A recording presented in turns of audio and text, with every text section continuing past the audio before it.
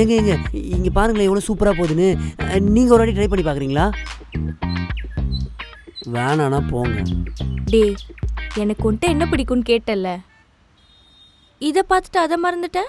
ஐயோ ஆமாங்க, முட்டை உரத்தை பார்த்துட்டு அதை மறந்துட்டு பாருங்களேன். என்ன பிடிக்கும் சொல்லுங்கள்? உன்ட்ட காசு இருக்குல்ல, காசு தான் பிடிக்குமா? மூடிட்டு சொல்றத கேளு. உன்கிட்ட காசு இருந்தும் இந்த சின்ன விஷயத்த கூட என்கிட்ட கேட்டு தானே பண்ற.